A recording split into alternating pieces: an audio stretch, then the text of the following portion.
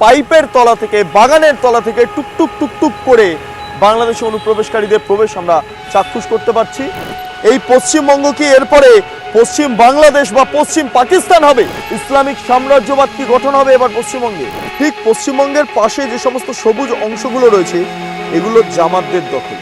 SI না হলে আজকের দিনে দাঁড়িয়ে ভোট রাজনীতির জন্য এই সমস্ত বাংলাদেশিদের ভুয়ো ভোটার কার্ড, ভুয়ো আধার কার্ড দিয়ে তাদেরকে রেখে দাও।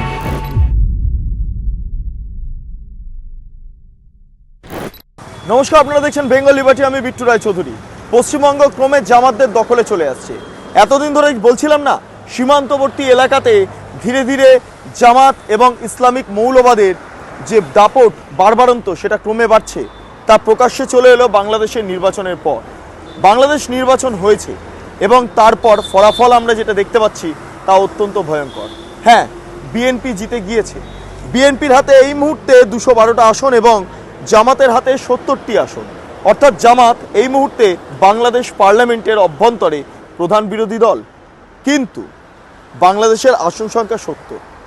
চিন্তিত হওয়ার কোনো কারণ নেই স্বাভাবিকভাবে, তবে চিন্তার কারণ অবশ্যই রয়েছে। বাংলাদেশে প্রধান বিরোধী দল হিসাবে জামাত থাকছে 70টা আসন নিয়ে। অর্থাৎ বাংলাদেশের অভ্যন্তরে ইসলামিক মৌলবাদ যেটা দানা বাঁধতে শুরু করেছে, সংখ্যালঘু হিন্দুদের ওপর যে আক্রমণ হতে শুরু করেছে, সেটা তো অব্যাহত থাকবেই। যদি গ্রুপ করি তাহলে আমাদের কেটে ফেল দেবে। স্বামীদের যখন পায়নি তখন আমাদের করে অত্যাচার করবে, যে আছে তোর স্বামীরা ভোট করছে এই ধানের শীষ, তোদের কেটেই ফেলাবো, এইভাবে বলে আমাদের কথাগুলো বলছে। আমরা চাই যে শান্তি, আর তা না হলে যদি আমাদের জীবনের মনে কোনো যদি নিরাপত্তা না দেন আপনারা, তাহলে বলেন যে হিন্দু রাখবেন আমরা এই দেশে, আমরা এই দেশ থেকে চলে যাবো। কারণ পশ্চিমবঙ্গ সীমান্তবর্তী এলাকাগুলোতে, যেটা বাংলাদেশ লাগোয়া পশ্চিমবঙ্গ অঞ্চল, আপনারা ম্যাপটা দেখলে ভয় পেয়ে যাবেন। এই মুহূর্তে ম্যাপটা স্ক্রিনেও দেখতে পাচ্ছেন এবং আমার কাছেও রয়েছে। আমি যেটা ছবিটা দেখতে পাচ্ছি এবং স্ক্রিনেও আপনারা দেখতে পাচ্ছেন, এটা হচ্ছে পশ্চিমবঙ্গ। এইটা হচ্ছে পশ্চিমবঙ্গ। ঠিক পশ্চিমবঙ্গের পাশে যে সমস্ত সবুজ অংশগুলো রয়েছে এগুলো জামাতদের দখলে। জামাত কেন সীমান্তবর্তী এলাকাতে বারবার বলছি যে গ্রেটার বাংলাদেশের স্বপ্ন বোনা হচ্ছে? এই কারণের জন্য। কারণ সীমান্তবর্তী এলাকার একাধিক জায়গাতে এভাবে জামাতদের উত্থান ঘটছে, এভাবেই ঘটছে। সংখ্যালঘু সম্প্রদায়ের মানুষ যারা রাজ্যবাসী, যারা দেশবাসী, তারাও রিস্কে পড়ে যাচ্ছেন। কারণ বাংলাদেশি জামাত অনুপ্রবেশকারীরা এই পশ্চিমবঙ্গে ঢুকে সীমান্তবর্তী এলাকার যেই ডেমোগ্রাফি বা জনবিন্যাসের পরিবর্তন ঘটাচ্ছে, খাদ্যাভ্যাসের পরিবর্তন ঘটাচ্ছে, ভাষার পরিবর্তন ঘটাচ্ছে এবং তার পাশাপাশি মানুষের পরিবর্তন ঘটানো হচ্ছে। চক্রান্ত সহকারে এটা করা হচ্ছে। তার কারণ পশ্চিমবঙ্গের সীমান্তবর্তী এলাকাকে বাংলাদেশের অভ্যন্তরে নিয়ে আসার জন্য জামাতের যে পরিকল্পনা, সেই পরিকল্পনা এই মুহূর্তে বাস্তবের পথে। তাই সেই কারণের জন্য আপনারা দেখতে পাচ্ছেন পশ্চিমবঙ্গ লাগোয়া, মালদা লাগোয়া, অন্যদিকে দাঁড়িয়ে মুর্শিদাবাদ লাগোয়া, যদি আমরা দেখি নদিয়া লাগোয়া, দক্ষিণ 24 পরগনা লাগোয়া, উত্তর 24 পরগনা লাগোয়া, এমনকি উত্তরবঙ্গের বিস্তীর্ণ অঞ্চল যার মধ্যে কোচবিহার পর্যন্ত রয়েছে, সেই লাগোয়া অঞ্চলে যদি বাংলাদেশের ম্যাপটা আমরা দেখি, সমস্তটাই জামাতের হাতে। জামাত এখানে গুরুত্বপূর্ণ ভূমিকা পালন করছে। জামাতের হাতে ধীরে ধীরে পশ্চিমবঙ্গের সীমান্তবর্তী এলাকাগুলো চলে আসছে। এটা রিস্ক কি জানেন তো? এটা হচ্ছে যারা ইসলামিক মৌলবাদে বিশ্বাস করে, যারা হিজাব, যারা বুরখাতে মহিলাদের দেখতে অভ্যস্ত, যারা 3 তালাকে বিশ্বাস করে, সেই সমস্ত ব্যক্তিরা এই মুহূর্তে পশ্চিমবঙ্গ সীমান্তবর্তী এলাকায় ঢুকে যেতে সামান্যতম প্রবলেম ফেস করবেন না, বাধা সম্মুখীন হবেন না। এইটাই হচ্ছে মুদ্রা বিষয়। এবং সীমান্তবর্তী এলাকা অঞ্চলগুলোর যে সমস্ত মাদ্রাসা আছে সেইখানে এরা ঢুকে পড়ছে। যারা রাজ্যের মুসলমানরা রয়েছেন তাদেরকে গ্রেটার বাংলাদেশের স্বপ্ন দেখিয়ে, ইসলামিক মৌলবাদের স্বপ্ন দেখিয়ে তাদেরকে ধীরে ধীরে বাংলাদেশের অভ্যন্তরে নিয়ে আসার জন্য প্রবল চেষ্টা করছে। এবং সীমান্তবর্তী এলাকাগুলোকে বাংলাদেশের অভ্যন্তরে নিয়ে যাওয়ার জন্য যেভাবে প্রচেষ্টা চালাচ্ছে এই জামাত, তা এই বাংলাদেশের নির্বাচনের যে ফলাফল তার থেকে স্পষ্ট। পিছনে ফিরে তাকানোর আমাদের কোনো সময় নেই। 54 বছর আমরা নষ্ট করে ফেলেছি। আমাদের সম্পদ লুণ্ঠন করে, চুরি করে বিদেশে পাচার করা হয়েছে। আমরা কথা দিচ্ছি, আল্লাহ আমাদেরকে সরকার গঠনের সুযোগ দিলে ওই লুণ্ঠনকারীদের মুখের ভিতর দিয়ে পেটে হাত ঢুকিয়ে তোমাদের সম্পদ আমরা দেশে ফিরিয়ে আনবো ইনশাআল্লাহ। আমরা সরাসরি দেখতে পাচ্ছি এই মুহূর্তে বিএনপির হাতে 212টি আসন এবং জামাতের হাতে 70টি আসন। আপনারা ভালো করে চাক্ষুষ করুন, এটা হচ্ছে যদি বাংলাদেশ দেখি, কিন্তু অন্যদিকে দাঁড়িয়ে আবার ভারতবর্ষ ঢুকে যাচ্ছে, যেখানে নর্থ ইস্টের স্টেটগুলো রয়েছে 7 সিস্টার, যার মধ্যে আমরা সরাসরি দেখতে পাচ্ছি মিজোরাম সীমান্ত, আমরা দেখছি ত্রিপুরা সীমান্ত, সেই সমস্ত জায়গাগুলো যদি দেখি অসম সীমান্ত, খুব তাৎপর্যপূর্ণভাবে এগুলো সব বিএনপির হাতে রয়েছে। কেন জানেন তো? তার কারণ হচ্ছে এই সমস্ত সীমান্তবর্তী এলাকাতে এই জামাতি মৌলবাদী ইসলামিক যেই প্রপাগ্যান্ডা নিয়ে যে সমস্ত দল বাংলাদেশে মাথা তুলে দাঁড়িয়েছে, তারা এই সমস্ত সীমান্তবর্তী এলাকাগুলোতে মাথাচাড়া দিতে পারেনি কারণ এই স্টেটগুলো কোথাও গিয়ে বিজেপির হাতে রয়েছে এবং এই মৌলবাদের উত্থান এই স্টেটের সীমান্তবর্তী এলাকায় বা বাংলাদেশে স্টেট লাগোয়া যে বাংলাদেশ রয়েছে সেখানে প্রভাব ফেলতে পারেনি। ফেলছে কোথায়? ফেলছে কেবলমাত্র পশ্চিমবঙ্গের ক্ষেত্রে, সেই কারণের জন্য পশ্চিমবঙ্গে তোষণ রাজনীতি একটা গুরুত্বপূর্ণ ভূমিকা পালন করে, সেই কারণের জন্য এসআইআর পশ্চিমবঙ্গে হচ্ছে, সেই কারণের জন্যই আজকে গোটা দেশ জুড়ে পশ্চিমবঙ্গ বিপজ্জনক জায়গাতে দাঁড়িয়ে রয়েছে। নির্বাচনী ফলাফল তা কার্যত প্রকাশ করছে।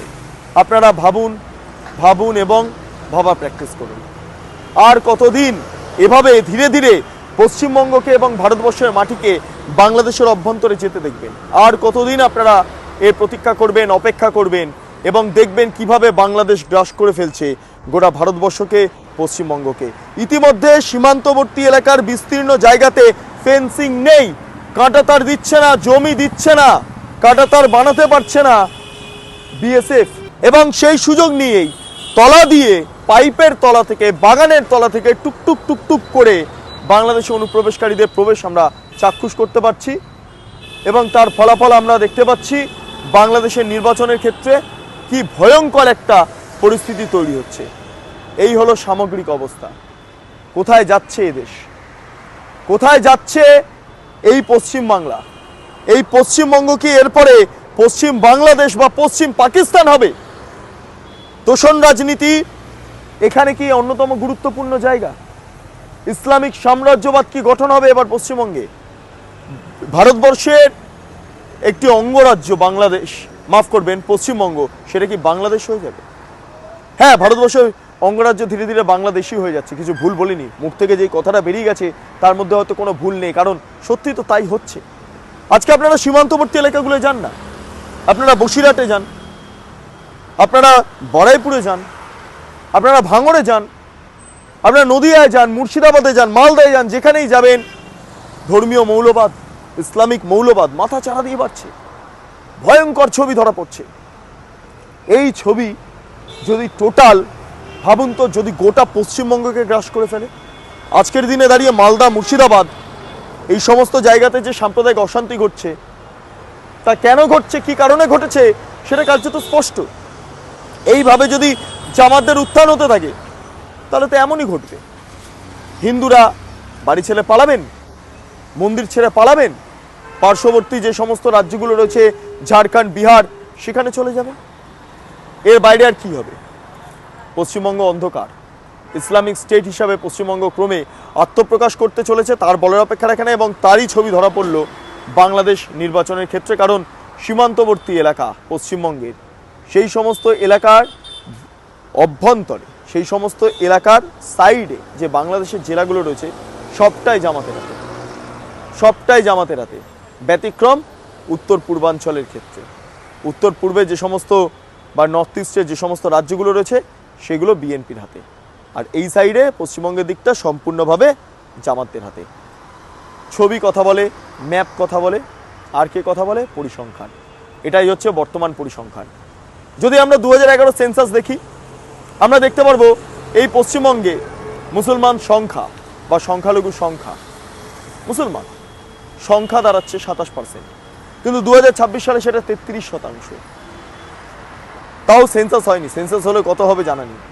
এই অ্যাবনর্মালভাবে বিভিন্ন স্টেটে যেমনভাবে সংখ্যালঘু সম্প্রদায়ের মানুষজনের বৃদ্ধি হচ্ছে, যারা বাংলাদেশ থেকে এসেছেন, যারা ভারতীয় নন, ততটাই অ্যাবনর্মালভাবে এ রাজ্যের বিভিন্ন সীমান্তবর্তী জেলাতে ইতিমধ্যে ওই প্রবলেম তৈরি হয়েছে। অ্যাবনর্মালভাবে সংখ্যালঘু সম্প্রদায়ের মানুষের বৃদ্ধি ঘটেছে, তারাও ভারতবাসী নন। সেই কারণে এসআইআর ঘোষণা হতে হতেই আমরা দেখলাম সবাই পালাচ্ছেন, বাংলাদেশের দিকে সবাই দৌড়ে পালাচ্ছেন। এই হচ্ছে ছবি, নাহলে তো কিছু হতো না। এসআই না হলে আজকের দিনে দাঁড়িয়ে ভোট রাজনীতির জন্য এই সমস্ত বাংলাদেশিদের ভুয়ো ভোটার কার্ড, ভুয়ো আধার কার্ড দিয়ে তাদেরকে রেখে দেওয়া হতো।